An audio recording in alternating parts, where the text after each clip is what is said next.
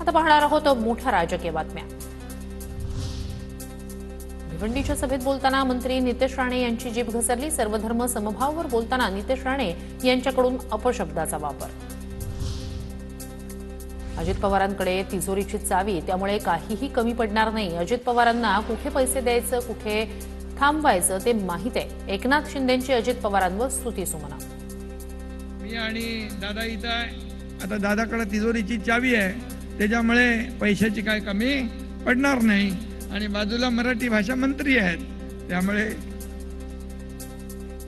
मराठी भाषेला वैश्विक पातळीवर नेण्यासाठी काय करावं लागेल त्याची कालबद्ध योजना आपण आखली पाहिजे। फडणवीसांच्या चेहऱ्याकडे बघून जनतेनं धनुष्यबाण आणि घड्याळाला मतदान केलं। भाजप आमदार सुरेश धस यांचं वक्तव्य।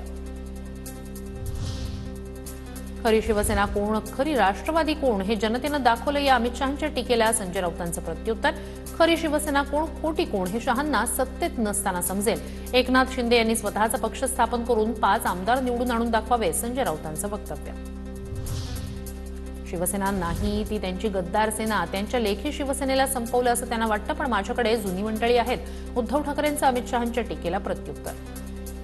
शिवसेना नाही आहे ती त्यांची गद्दार सेना आहे, त्याच्यामुळे गद्दार सेनेत गेलेल्यांबद्दल मी काय बोलत नाही। शिवसेनेला त्यांनी संपवले असं त्यांना वाटतं, तरी सुद्धा आज माझ्यासोबत माझी जुनी माणसं ज्यांना कदाचित मी काही देऊ शकलेलं नाही।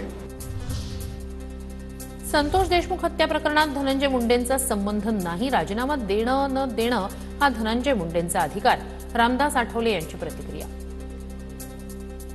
असं वाटतं की धनंजय मुंडे हे वाल्मिकी कराड यांचे जवळची मित्र होती, गोष्ट खरी आहे।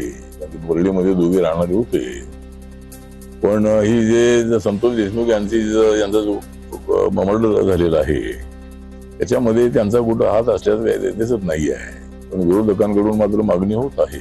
त्यामुळे विरोधकांना मागणी करण्याचा अधिकार आहे आणि राजीनामा द्यायचा आहे की नाही तो अधिकार धनंजय मुंडेंना आहे। उदय सामंतांकडून ऑफर, रवींद्र धंगेकरांची कबुली, माझ्या डोक्यात अजून काही नाहीये, कार्यकर्त्यांशी बोलून निर्णय घेणार। शिवसेनेत जाणार असल्याच्या चर्चांवर रवींद्र धंगेकर यांचं स्पष्टीकरण। रवींद्र धंगेकर यांच्या मफलरवर धनुष्यबाण आला तर आवडेल। सर्वसामान्य कार्यकर्त्याला ताकदीनं काम करायचं असल्यास शिंदेशिवाय पर्याय नाही, असं धंगेकरांना निमंत्रण दिलंय मंत्री उदय सामंत यांची माहिती। रवींद्र धंगेकर काँग्रेस सोडून जाणार नाहीत। व्यक्तिगत कामानिमित्तानं एकनाथ शिंदेंना भेटल्याचं धंगेकर यांच्याकडून स्पष्ट। प्रदेशाध्यक्ष हर्षवर्धन सपकाळ यांच्याकडून विश्वास व्यक्त।